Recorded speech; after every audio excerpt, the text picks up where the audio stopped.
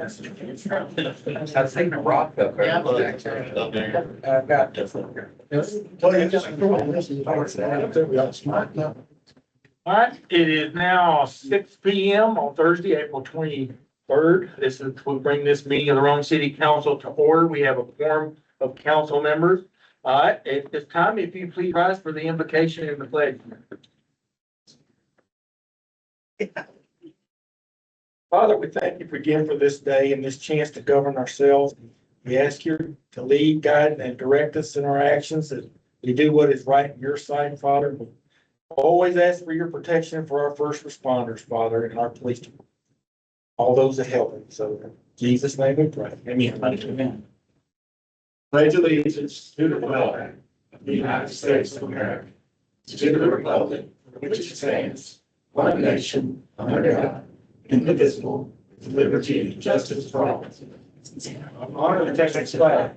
Pledge allegiance to the Texas, one state, under God, one indivisible.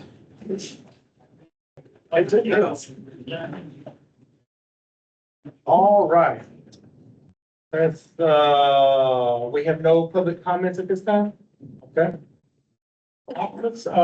One announcements I got will be our next city council meeting will be May 28th. May 28th, and City Hall will be closed on the May 25th for Memorial Day holiday. All right, again, at this time, do I have a motion moving on to approve the consent agenda? I make a motion to approve the consent agenda. Have a second? I second. All in favor? Aye. Aye. Aye. Motion carries. Thank you very much.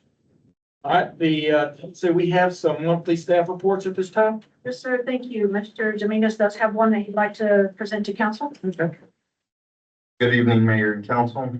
I had a quick update on Public Works. So the first thing is our Consumer Confidence Report has been completed for the year 2025. That's our drinking water report. It is available online at cityofrome.com under Public Works. In that report, I tend to do my water loss audit, and last year we had a 6.52% water loss. This year we have even increased or decreased it even more and been more efficient with with how we have kept up with water, and we are down to a 3.02, which is a good thing. And that is all with the help of the police, fire, and of course, Public Works, utility billing, just trying to get everything tied up and make sure everybody's doing the right thing to help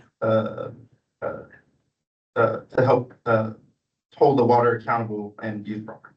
The next thing I got is the EPP, the Emergency Preparedness Plan. We had submitted this plan prior to me becoming the director, so maybe 22. I haven't really looked at the document just quite yet.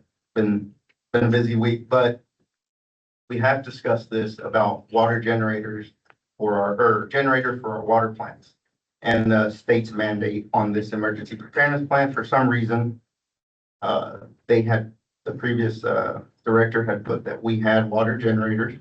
I do not know what the intent was. But when this does get updated here within the next couple months, I will put on there, we do not have generators because we do not have generators. I'm unsure of where this will lead, if the state will be, the state's gonna question and ask what's going on, and we need to go seek grants, and maybe it's, the municipality's too small for the type of funds it'll need. So I will update you all once we get some information on that item, and we'll keep you posted.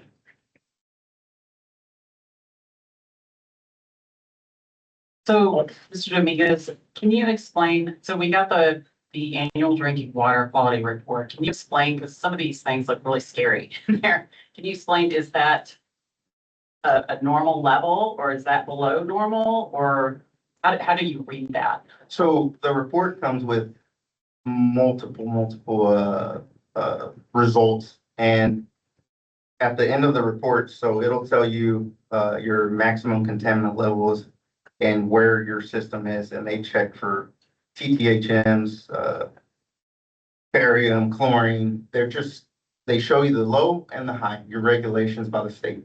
All this report does is it highlights, at the end, it highlights, the last couple pages highlight where your system sits. So that's on one basis. Now, your water loss, the 6.52% down to 3.02, that is calculated through the utility billing side. And I put it on here so when residents or our customers read it, they understand that we went from a 19% a few years back because the proper steps weren't being done for accountability on water. So it just gives them an idea of, we are watching our water. We try to be proactive and, just keep accountable all across every department. If the fire truck uses water, outside of a fire hydrant that's designated for them, they give me a report. They say, hey, we filled up X amount of times. Okay. Used to, it was free for all. People were stealing water. Contractors think that if they pull into a town and there's a fire hydrant, yeah, I'm gonna pull from it. They don't tell the city, they don't. So we started, buying fire hydrant locks. We started locking them. Fire department has code. If an emergency happens, they will cut the lock. It's no big deal. They have access to it. But used to, there was no lock. So they just show up and fill up, and we started doing a lot of driving around, and you could tell where there was wet spots in the morning. So we just kind of slowly watched, and we caught 2 people so what are 25? So in 24, we caught 2, and I'm pretty positive this last year we caught 2 more. We do press charges, and they know. I mean, you can't just go into Walmart and get what you want and leave. It's not your property. Yeah. Same difference. I was like, it is theft across the board.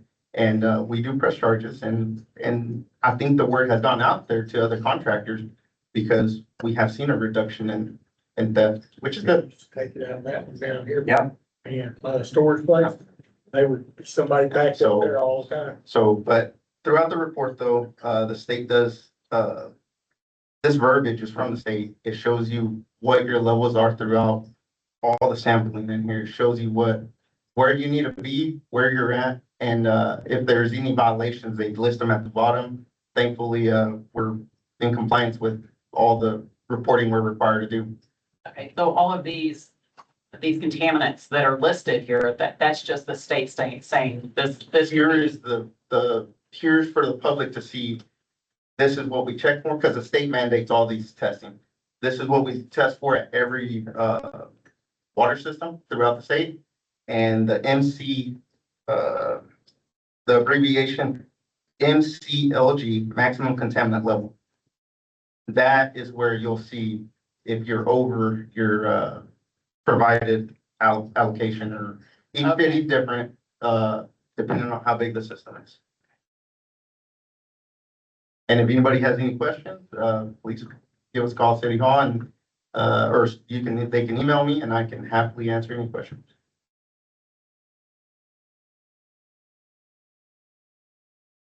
Stand by for any more questions.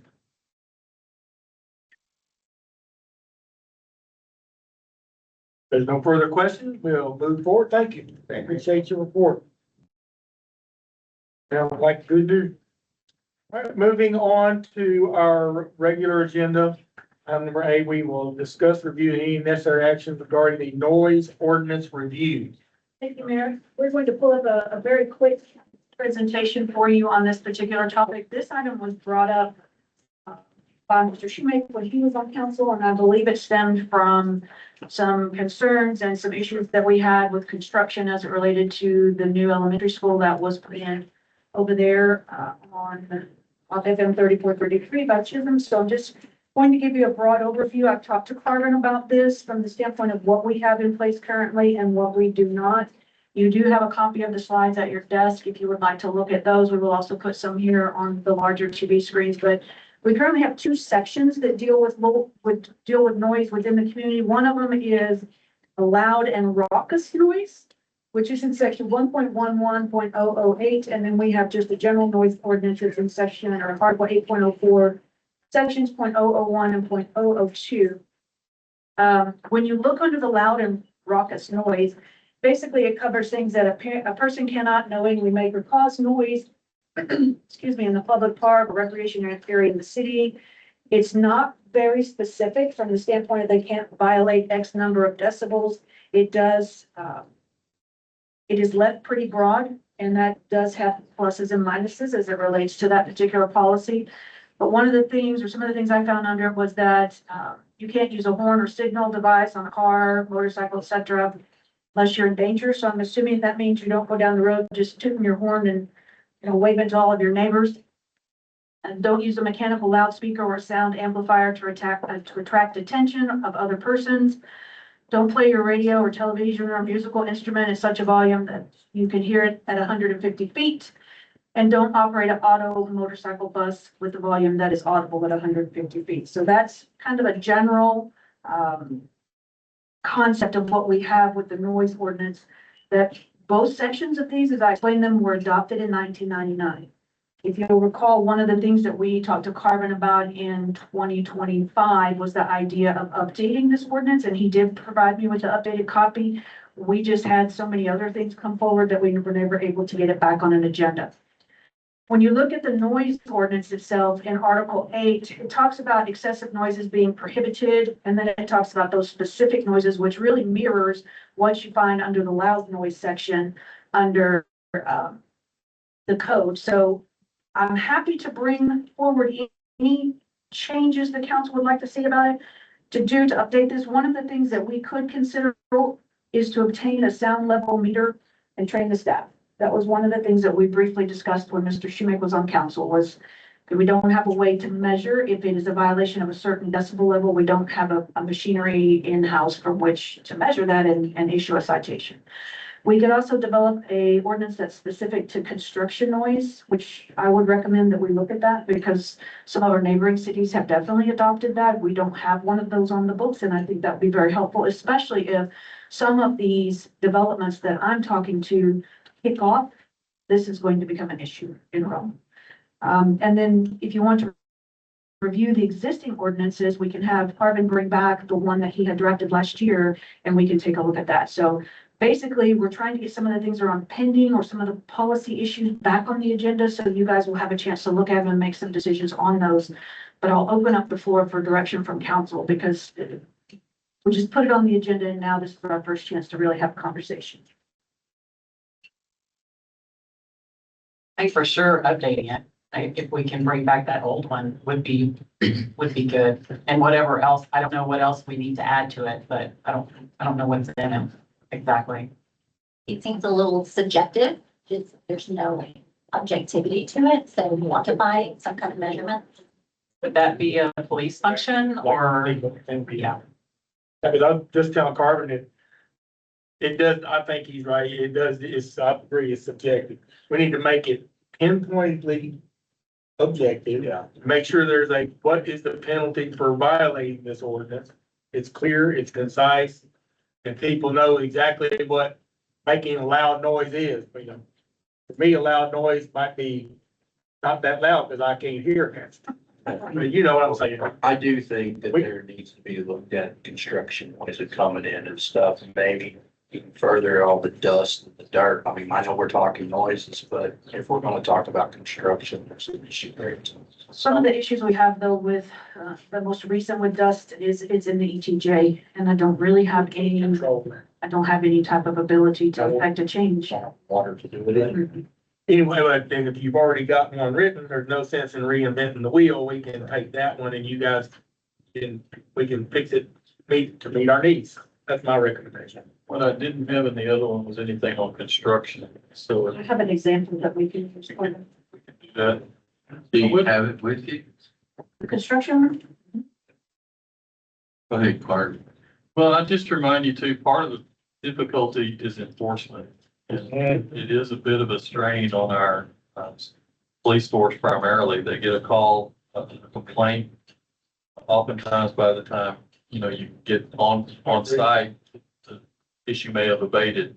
The construction one did catch my attention because that did sound like something that might be more, you know, a longer duration and would be easier to get a complaint filed about? We didn't have any ability when the school was being constructed to deal with the construction noise or the time from which they were pouring concrete. So, this one, I actually, of all things I was reading in the newspaper, that the city of Boyd had just updated their noise and then they passed this construction ordinance. So that might be something, Mr. Johnson, if you want to look at that, I can email it to you and then take a peek. But that's where many cities have some teeth in their noise reduction, especially in the construction area. And that's what I was gonna ask, if you could stipulate time. Yes, and it is in there. It's just like trying to enforce the Jake break law or ordinance. I mean, you hear them all the time, but how you gonna, it's like, why have an ordinance you cannot enforce? If we can't enforce it, let's do away with it. Because it doesn't mean anything. And these guys ain't got time to mess with stuff that's like that, but I think you guys got a better idea of if we can put some teeth in it, it'd be good.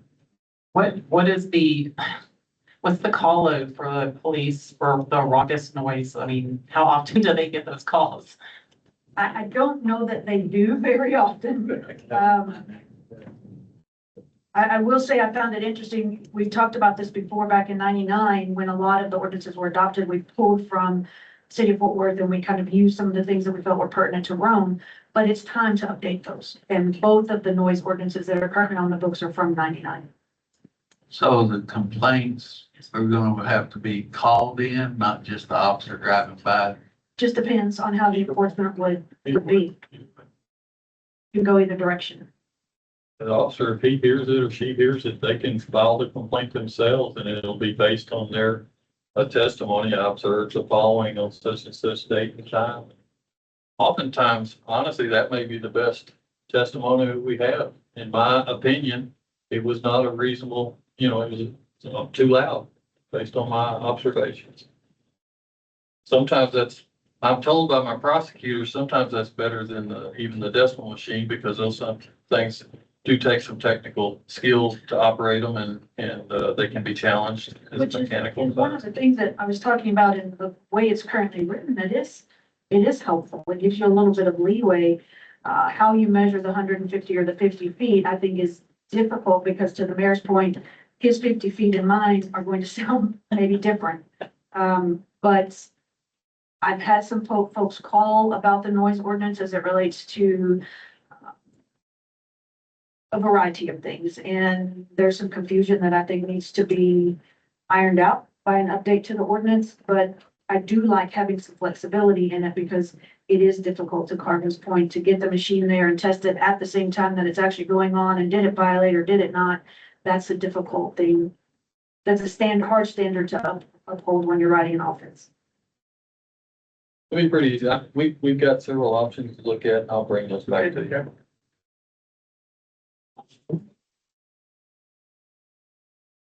Any further discussion? Okay, let's move on to our next item on the agenda is the sign regulation ordinance review. Thank you, Mayor. This is another one that was pending back when Mr. Shoemake was on the council, so this should take care of the two items that we had pending for him. I did do some research on our sign ordinances, because I know people have had some concerns about, the LUVs, the QT, just the height of the signs in and of themselves.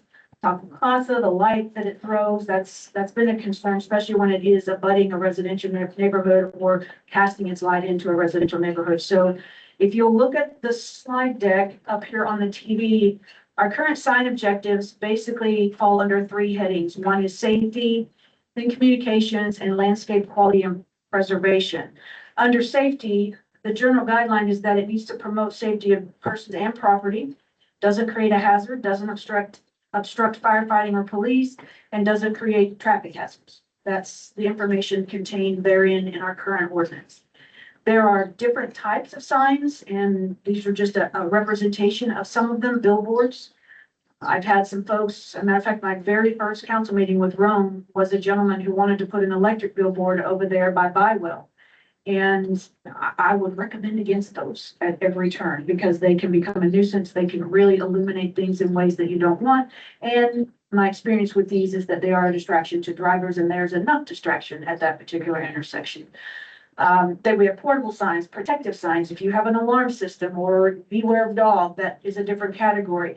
You have signs enumerated that can either be put on a fence or a wall. You have searchlights, political signs, on-premise monument, and elevated signs, which are the three that I would concentrate on because I think that deals more with the issue that we have talked about before as it relates to signage within Rome.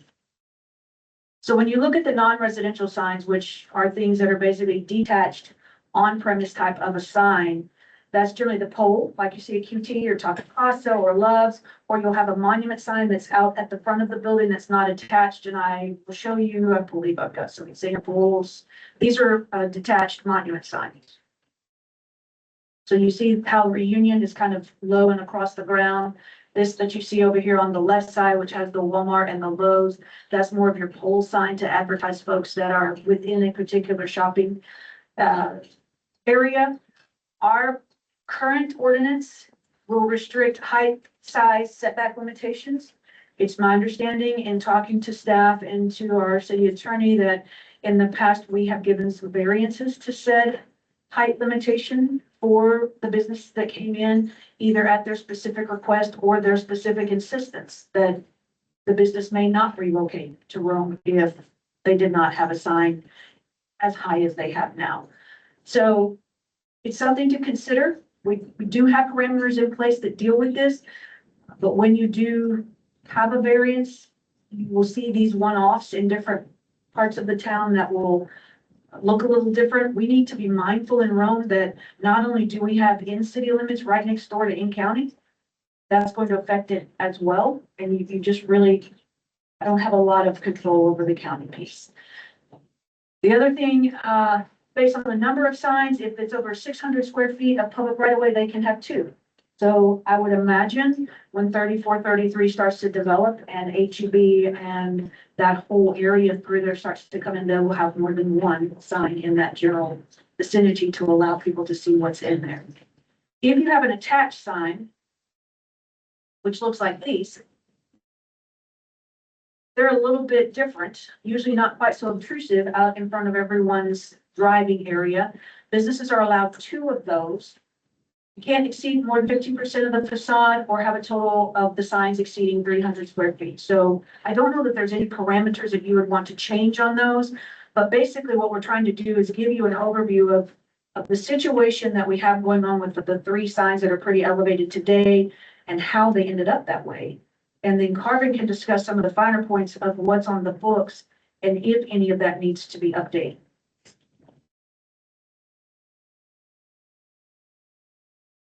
Questions? Any questions?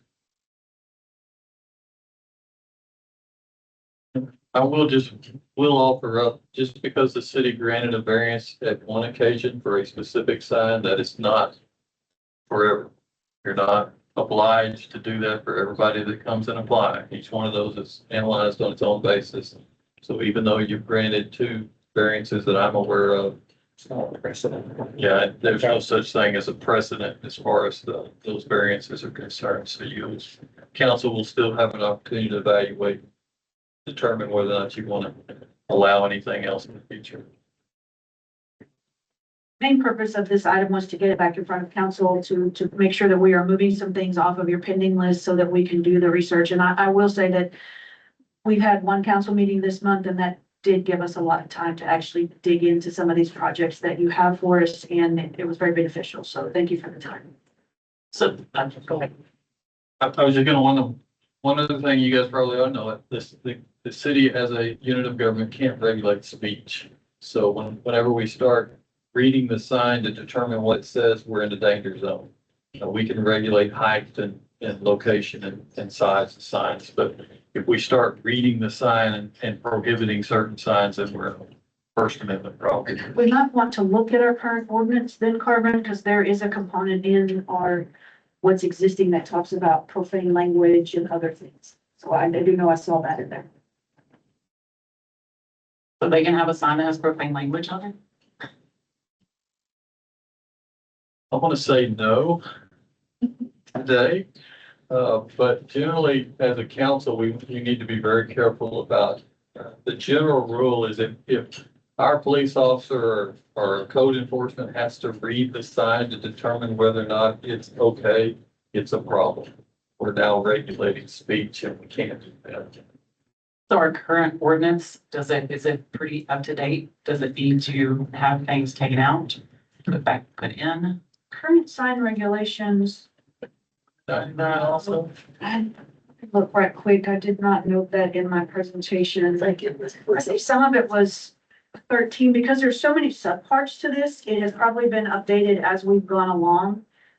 From lighting to It vehicle needs to be, signs.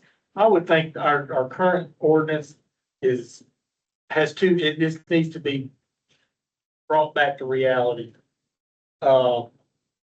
We've given so many, of course, you guys didn't have anything to do with it, but there's been variances of all different kinds. And I think that sets a bad precedent for our city, because if we give variances to everybody, then everybody's gonna get one. well, Can't tell them. Marvin just said that Yeah, but I know it there doesn't, isn't. but it's a fine line, but I don't know when the last time we updated this ordinance to bring it up to date, so.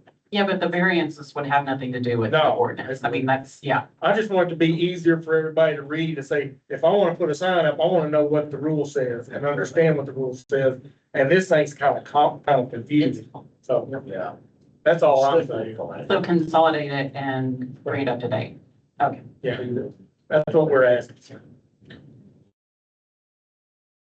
Sounds good? Okay, all right. Moving on. The interlocal agreement with New Fairview for police services. That will be, we'll come back to that. Yes, ma'am. The restaurant and business inspection, Mayor Pro Tem. That we were right. So I did want to bring to see what our current ordinances say about this and what we can change on it. So I will tell you, Mrs. Ty, I didn't pull the ordinance yet because I wanted to get some direction from you all on kind of what the expectations are, but I do have Julie, Yes. who handles all of these things for us, and she might be able to answer some general questions for you this evening, if you have some of those. If you want us to pull the document and have Marvin take a look at it, I can certainly do that as well. So I think Julie and I have had this discussion before. I wanted to make sure that we were able to make sure these businesses were up to code, and can we do that? I mean, what avenues do we take to do that? Do we go to the county, or do we have something in-house that we can hire just to make sure that the health and safety of the people that live here is good? Yes. So we currently, right now, we do have, I get them.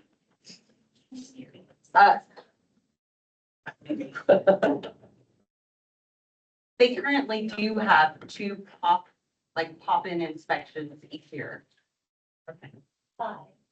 Five Bureau Veritas, our health inspectors, and then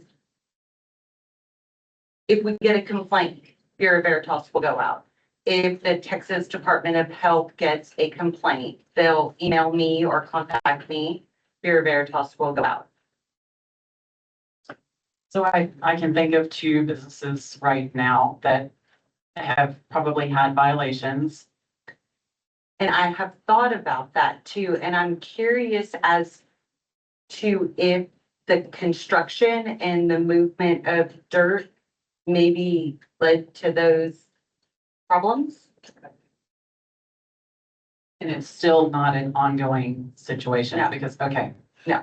So they have, after all of this happened, people have gone in to make sure that the. Oh, businesses are- absolutely. Okay, And they have followed up as well. okay. Yes. I guess that's kind of what I was in my head trying to think, well, are we even making sure that these businesses Oh, are? absolutely. Yeah. It's not the Wild West. Yeah. We do have some folks that come in. Bureau Veritas is very good at what they do. And it's much more economical for us to contract with them versus trying to hire a staff member to do that, but we just don't have the critical mass or need for it. So, you may recall, in 23, when I first started, we switched from a private person doing those inspections back to Bureau Veritas. And Yes, we had really good results. yes. they are very strict. So what is the protocol if we hear of concerns in the community about a local business? Cleanliness or hygiene Yeah. or something. Yes. You contact me. Colin, speak to Julie, and she will get a hold of our consultant to perform an inspection. Well, I generally recommend go to you first, just as chain of command. For the council, you're For council. designated Yes. person. Over council. And for our citizens, They can call me as well at City Hall and I'll. they call City Hall. Yeah, absolutely call City Hall for anything along these lines, yes. Does that help? Yes. Valid concern I had, I'm glad you brought it up, because that's what we gotta keep an eye on and stuff. Thanks for bringing it up. Anything else on that? Nope. All right, moving on to the last item, or next to the last item. A request to auction unit 100. Chief?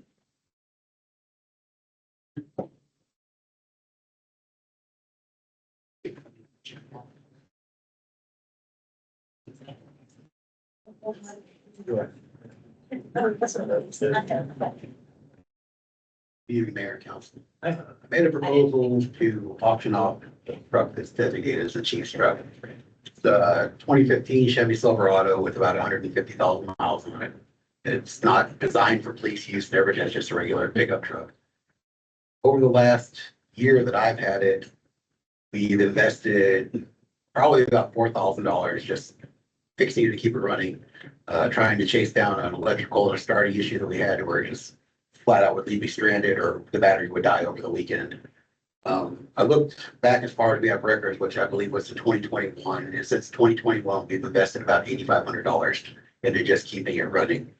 Just proposing that we auction it off for public auction and whatever funds we receive from the sale be allowed to be spent by the department towards purchasing another vehicle for another chief's vehicle. It'd probably be a used vehicle at that, but something that's gonna run and get me to and from work. Right now, the truck is void of all the emergency equipment, the lights, the siren, everything like that, because we literally had to remove all that just to keep a charge on the truck.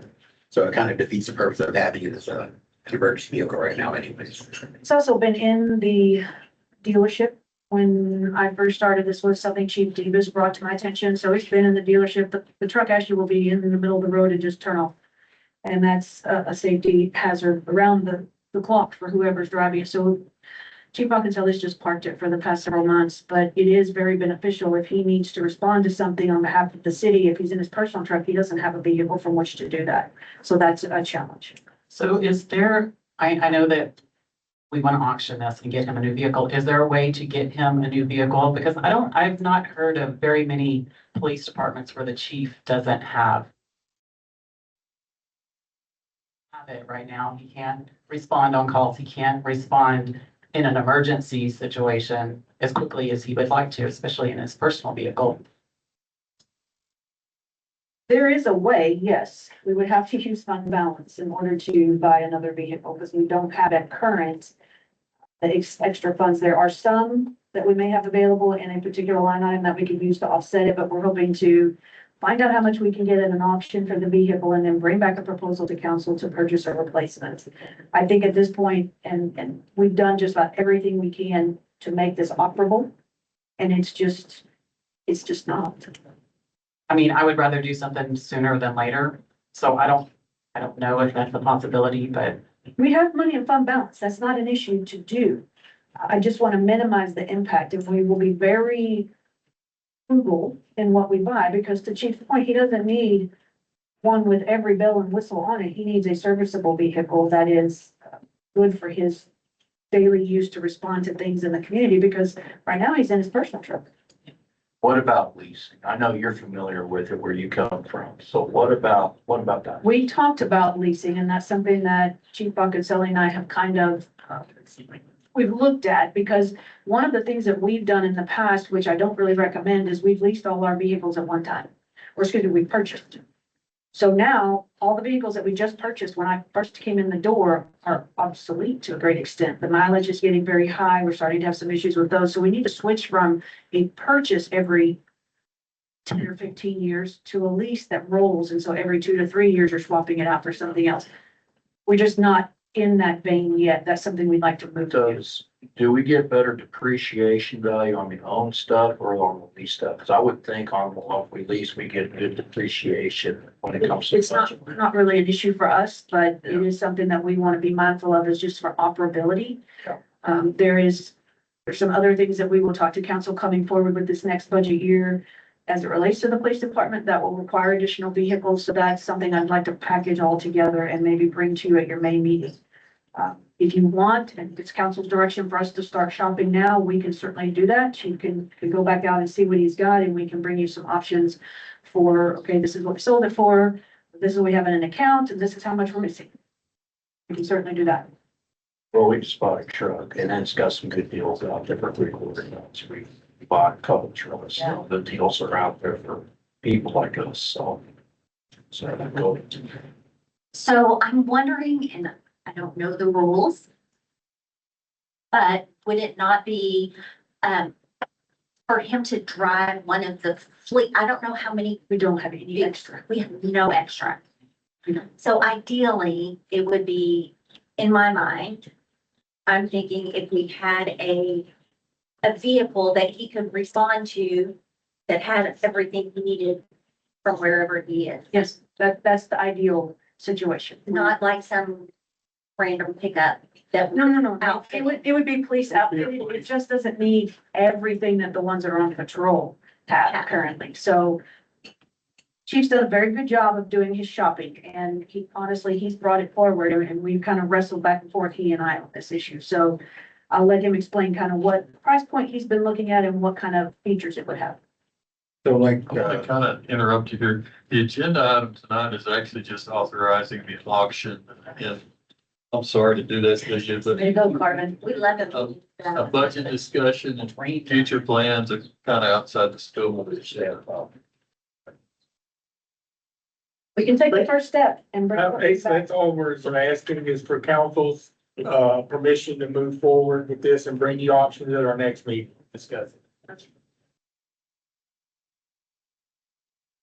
I'd like to make a motion to authorize the police chief to place police vehicle number 100, a 2015 Chevy Silverado, up for public auction and to utilize any proceeds received towards the purchase of a replacement vehicle. Do we have a second? Second. All in favor? Aye. Aye. Thank you very much. Chief. I'm sorry, Michelle. We did everything we could. So I'll get this worked out behind the scenes and we'll get things moving and bring it to your May meeting. In the agenda, it says, and look for a new. It's not on the agenda itself. Oh, okay, okay. Got it. Okay, all right, moving forward. You wanna, Yes, sir.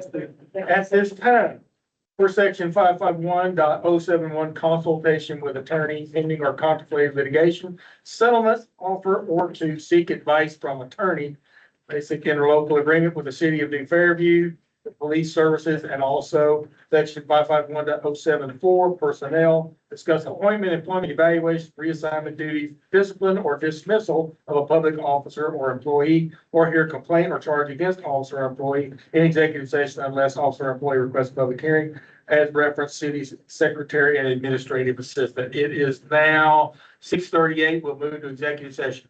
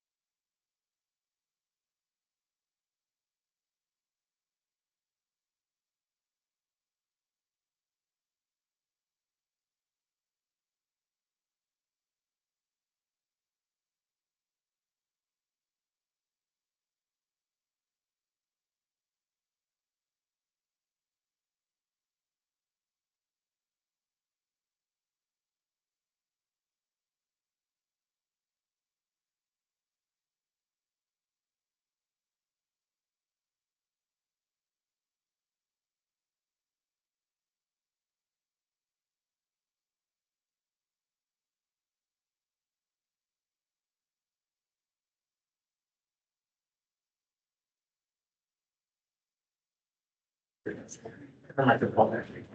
is now 7:05 PM. We're back from executive session. There will be no action required as a result of executive sessions. At this time, are there any other future agenda items council would like to add to the list? Okay. With that said, I will accept a motion to adjourn. I make the motion to adjourn. Now, have a second. Second. All in favor? Aye. Aye. Aye. All right, thank you. Meeting's adjourned.